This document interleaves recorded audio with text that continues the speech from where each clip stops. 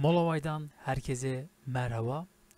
Lightroom ile yüzdeki sivilceleri nasıl yok ederiz onu göstereceğim. Şimdi elimizde şöyle örnek bir fotoğraf var.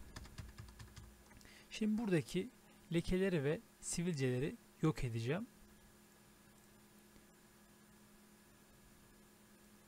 İlk önce kütüphanemize yüklüyoruz.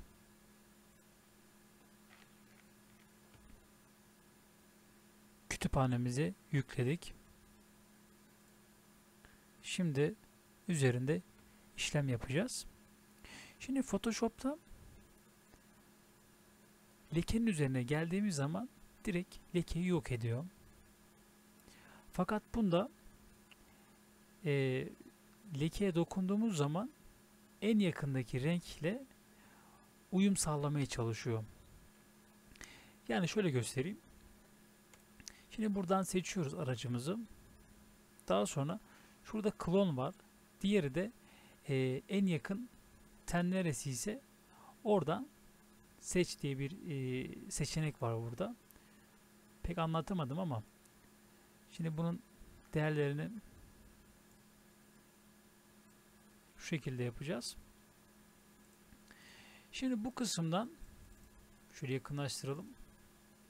Şimdi bu kısma şöyle dokundum bir defa. En yakın yerdeki şeyi seçiyor. Temiz olan yeri seçiyor. Şöyle uygula diyoruz ve gitti. Şimdi geri gidiyoruz.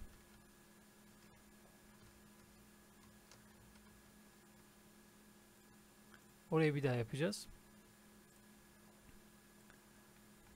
Şöyle size'ını düşüreceğiz. Uygula ve gördüğünüz gibi. Şimdi devam ediyoruz işlemlere. Buraya geliyoruz.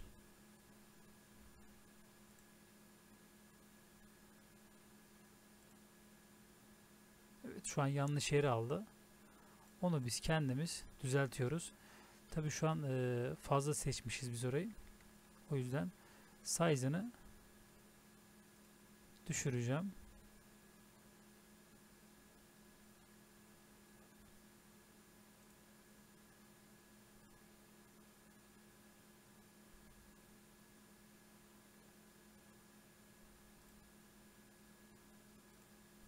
Şöyle.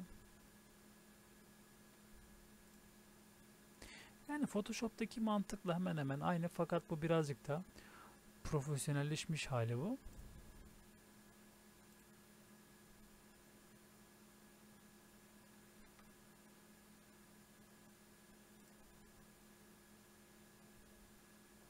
Mesela şunu şöyle birazcık kaydıralım.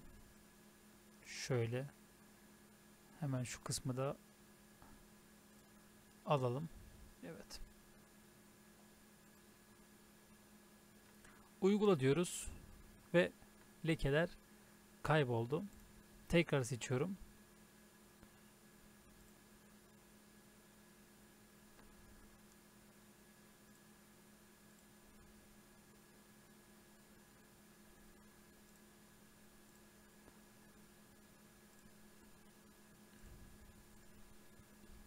Şimdi şöyle yapalım. Mesela şurada bir ben var diyelim. Siz mesela şurayı seçtik. Şöyle biraz büyük seçeyim. Mesela ben burayı seçtim. Tuttu burada saçı seçtim. Alakası var mı? Yok. Şimdi bunu alıp kendiniz en yakın yere sürükleyebilirsiniz.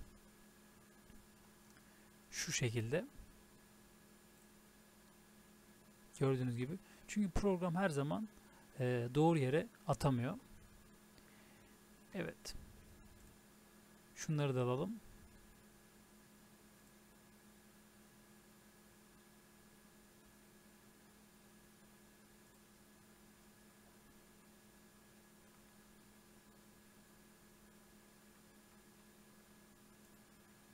Evet. Uygula diyoruz ve gördüğünüz gibi işlemimiz bu kadardı. Şimdi Reset diyorum ve eski halini görüyorsunuz. Tekrar diyorum. Bu ilk hali. Bu da bizim yaptığımız. Umarım videoyu beğenmişsinizdir. Kendinize iyi bakın. Hoşça kalın.